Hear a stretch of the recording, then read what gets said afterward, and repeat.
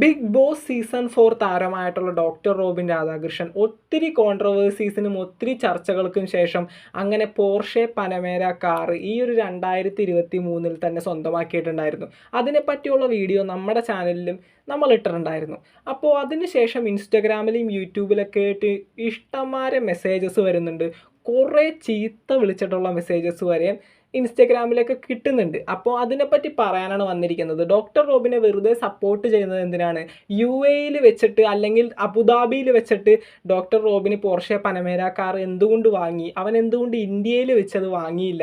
ഇത് ഉഡായിപ്പ് പരിപാടിയാണ്. ഡോക്ടർ റോബിന് നമ്മുടെ പോർഷെ പനമേര കാർ അബുദാബിയിൽ വെച്ച് വാങ്ങിയത് നമ്മളെ പറ്റിക്കാനായിട്ടുള്ള ഒരു ഉഡായിപ്പ് പരിപാടിയാണ്. അതോടൊപ്പം തന്നെ അബുദാബിയിൽ വെച്ച് വാങ്ങിയ ഒരു കാറും അല്ലെങ്കിൽ ഒരു വണ്ടിയും നമുക്ക് ഇന്ത്യയിലേക്ക് കൊണ്ടുവരാൻ പറ്റില്ല എന്നൊക്കെ പറഞ്ഞുകൊണ്ട് ഒത്തിരി കമൻറ്റുകൾ ഇങ്ങനെ വരുന്നുണ്ട്. അതോടൊപ്പം തന്നെ ഡോക്ടർ റോബിൻ അത്ര വിശ്വസ്തനായിട്ടൊരാളാണെങ്കിൽ അല്ലെങ്കിൽ ഡോക്ടർ റോബിൻ അത്ര മര്യാദക്കാരനാണെങ്കിൽ ആ ഒരു പേപ്പർ കാണിക്കട്ടെ. പോർഷെ പനമേര കാർ സ്വന്തം പേരിലാക്കിയ ഡോക്ടർ റോബിൻ ആ ഒരു വീഡിയോയിൽ സൈൻ ചെയ്ത് കാണിക്കുന്ന ആ ഒരു പേപ്പർ നമ്മളെ കാണിക്കട്ടെ. അത് കൃത്യമായ ഒരു പേപ്പർ ആയിരിക്കില്ല, മൊത്തം സ്ക്രിപ്റ്റഡ് ആയിട്ട് അല്ലെങ്കിൽ ആ ഒരു കമ്പനിയും റോബിനും കൂടി ഒത്തുചേർന്നുകൊണ്ട് നമ്മളെ പൊട്ടന്മാരാക്കിയ ഒരു ഇതാണ്. കാരണം ഇന്ത്യയിൽ നിൽക്കുന്ന റോബിൻ എന്തിനാണ് അബുദാബിയിൽ നിന്ന് കാറ് വാങ്ങിയത്? എന്തായാലും ഇന്ത്യയിലും അബുദാബിയിലും ഒക്കെ ആയിട്ട് 10 ലക്ഷം രൂപയിൽ താഴെയുള്ള വ്യത്യാസമേ പോർഷെ പനമേര കാറുകൾക്ക് ഉണ്ടാവുള്ളൂ. അത് നമുക്ക് ഗൂഗിളിൽ അടിച്ചു നോക്കിയാൽ അറിയാം.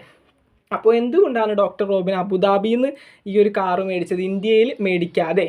അപ്പോൾ അങ്ങനെ റോബിൻ അത് സ്വന്തമാക്കണമെങ്കിൽ നമ്മുടെ ഇന്ത്യയിലാണ് ഈ ഒരു കോൺട്രവേഴ്സി ഉണ്ടായത്. അതുകൊണ്ട് തന്നെ റോബിൻ ഈ കാർ ഓടിച്ച് കാണേണ്ടത് നമ്മൾ കൊച്ചിക്കാരാണ്, അല്ലെങ്കിൽ നമ്മുടെ നാട്ടുകാരാണ്, നമ്മുടെ കേരളത്തിലെ ആളുകളാണ്. ഇവിടെയാണ് ഈ ഒരു പ്രശ്നം ഉണ്ടായത്. ഇത്തരത്തിലൊരു പ്രശ്നം ഉന്നയിച്ചതും ഇത്രയേറെ ചർച്ചയായതും നമ്മുടെ കേരളത്തിലെ സോഷ്യൽ മീഡിയ പ്ലാറ്റ്ഫോമുകളിലാണ്. എന്നിട്ട് എന്തുകൊണ്ട് റോബിൻ അത് വാങ്ങി? അങ്ങനെ ഇഷ്ടംമാരെ മെസ്സേജുകൾ.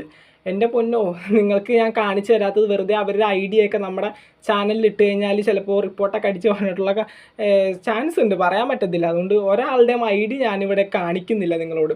അപ്പോൾ ഈ ഒരു വീഡിയോയിൽ വന്നിരിക്കുന്നത് നിങ്ങളൊന്ന് പറഞ്ഞതാ. എനിക്കിതിനെപ്പറ്റി ഒന്നും അറിയില്ല. കാരണം അബുദാബിയിൽ വാങ്ങിയ ഒരു വണ്ടി ഇന്ത്യയിലേക്ക് കൊണ്ടുവരാൻ പറ്റുമോ എന്ന് എനിക്കറിയില്ല, സത്യമായിട്ടറിയില്ല.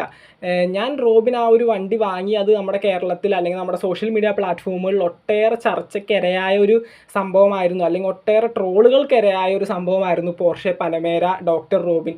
അതിനുശേഷം പോർഷെ പനമേരയുടെ ഒഫീഷ്യൽ ഇൻസ്റ്റാഗ്രാം പേജിൽ പിക്ചറിൻ്റെ അടിയിലൊക്കെ ഡോക്ടർ റോബിൻ എന്ന പേര് മെൻഷൻ ചെയ്തിട്ടാക്കണം കാണാം. അത്രയും വലിയൊരു സംഭവം മാറിയതായത്. അതുകൊണ്ടാണ് നമ്മൾ അതിൻ്റെ പേരിൽ വീഡിയോ ഇട്ടത്. പിന്നീട് ഡോക്ടർ റോബിനോടുള്ള ആ ഒരു സ്നേഹം കൊണ്ടും. പക്ഷേ ഇത് ഇഷ്ടംമാരെ മെസ്സേജ് ആയിട്ട് വരുന്നത്, സത്യമുള്ള കാര്യമായിട്ടാണ്. അപ്പോൾ ഇതിനെപ്പറ്റി അറിയാവുന്ന ആരെങ്കിലും ഒന്ന് കമൻറ്റ് ചെയ്യുക. ഇനി നിങ്ങൾക്ക് ഇവിടെ കമൻറ്റ് ചെയ്യാൻ പറ്റില്ല എങ്കിൽ എൻ്റെ ഇൻസ്റ്റാഗ്രാം ID യിൽ എനിക്ക് മെസ്സേജ് അയക്കാം. എൻ്റെ ഇൻസ്റ്റാഗ്രാം ID ഞാൻ കമൻറ്റ് ബോക്സിൽ പിൻ ചെയ്തേക്കാം. നിങ്ങൾക്ക് മെസ്സേജ് അയക്കാം ഇതിനെപ്പറ്റി ഒഫീഷ്യലായിട്ട് അറിയുന്ന ആൾക്കാർ. എന്നിട്ട് എനിക്ക് ഈ ചാനലിൽ അപ്ഡേറ്റ് ചെയ്യാനായിട്ടാണ്. അതുകൊണ്ട് യൂട്യൂബിലല്ലെങ്കിൽ നിങ്ങൾ യൂട്യൂബിൽ ഈ ഒരു ചാനലിൻ്റെ ഈ ഒരു വീഡിയോയുടെ താഴെ നിങ്ങൾ കമൻറ്റ് ചെയ്യുകയാണെങ്കിൽ നിങ്ങളുടെ കമൻറ്റ് വിശ്വസനീയമാണെങ്കിൽ ഞാൻ ആ കമൻറ്റ് ഒന്ന് പിൻ ചെയ്ത് വെക്കാം, അതുപോലെ.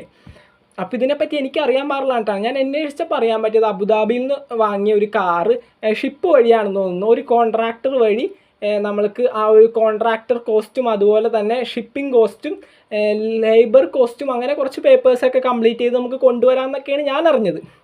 അങ്ങനെയൊക്കെ പറയുന്നുണ്ട്. അപ്പോൾ ആരെങ്കിലും ഈ ഒരു വീഡിയോ കാണുന്നുണ്ടെങ്കിൽ, ഇതിനെപ്പറ്റി അറിവുള്ള ആരെങ്കിലും ഈ ഒരു വീഡിയോ കാണുന്നുണ്ടെങ്കിൽ തീർച്ചയായിട്ടും ഒന്ന് താഴെ അഭിപ്രായമായിട്ട് അറിയിക്കുക. അല്ലെങ്കിൽ ഇൻസ്റ്റാഗ്രാമിൽ മെസ്സേജ് അയക്കുക. ഇൻസ്റ്റാഗ്രാമിൽ മെസ്സേജ് അയച്ചാൽ വ്യത്യസ്തമായ ഒരു വീഡിയോ ആയിട്ട് ചെയ്യുന്നതായിരിക്കും. അല്ലെങ്കിൽ നിങ്ങളിടുന്ന ആ ഒരു കമൻറ്റ് എൻ്റെ കമൻറ്റ് ബോക്സിൽ ഞാൻ പിൻ ചെയ്ത് വെച്ചേക്കാം. അപ്പോൾ അത്രയൊക്കെയാണ് ഈ ഒരു വീഡിയോയിൽ പറയാനുള്ളത്. ഇത് വലിയൊരു ഒരുപാടധികം മെസ്സേജ് വരുന്നുണ്ട്. അതുകൊണ്ടാണ് ഇതൊരു വീഡിയോ ആയിട്ട് തന്നെ ചെയ്തത്. ഇതൊരു വീഡിയോ ആയിട്ട് ചെയ്യാതെ കമ്മ്യൂണിറ്റി പോസ്റ്റിൽ ഒരു പോസ്റ്റായിട്ട് ഇടാമെന്ന് വിചാരിച്ചതാണ്. അപ്പോൾ ഇതൊരു വീഡിയോ ആയിട്ട് ചെയ്യേണ്ട ഒരു കാര്യമുണ്ടെന്ന് തോന്നി. ഇതിനെപ്പറ്റി അറിവുള്ള ആരെങ്കിലും, ഞാൻ അന്വേഷിച്ചപ്പോൾ ലേബർ കോസ്റ്റും നമ്മുടെ കോൺട്രാക്ടർ കോസ്റ്റൊക്കെ കൊടുത്തിട്ട് ഷിപ്പ് വഴി എന്തോ പേപ്പേഴ്സൊക്കെ ഒരുപാട് കംപ്ലീറ്റ് ചെയ്യാനുണ്ട്, അതൊക്കെ ചെയ്തിട്ട് കൊണ്ടുവരാമെന്നാണ് ഞാൻ അറിഞ്ഞത്.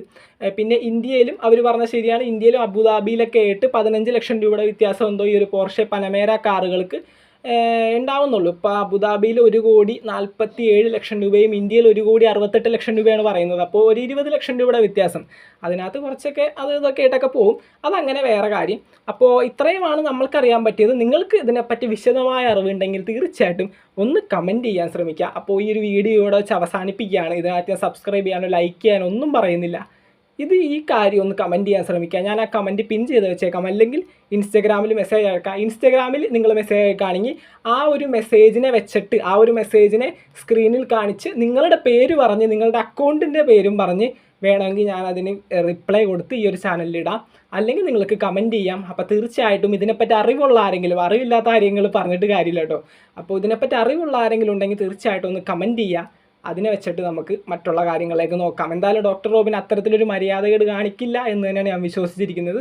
ഇത്രയും ചർച്ചയായ ഒരു കാര്യം ഇനി ഡോക്ടർ റോബിനെതിരായിട്ട് എന്തെങ്കിലും ഒന്ന് പറ്റിക്കഴിഞ്ഞിട്ടുണ്ടെങ്കിൽ ഡോക്ടർ റോബിൻ്റെ ഒപ്പം നിൽക്കാനായിട്ട് ആരും ഉണ്ടാവില്ല എന്നുള്ള സത്യം റോബിന് നല്ലോണം അറിയാം. അതുകൊണ്ട് തന്നെ റോബിൻ അത്തരത്തിലൊന്നും ചെയ്യില്ല. അപ്പോൾ എന്തൊക്കെയായാലും ഇതിനെപ്പറ്റി അറിവുള്ള ആൾക്കാർ തീർച്ചയായിട്ടും ഒന്ന് കമൻറ്റ് ചെയ്യാൻ ശ്രമിക്കുക. താങ്ക്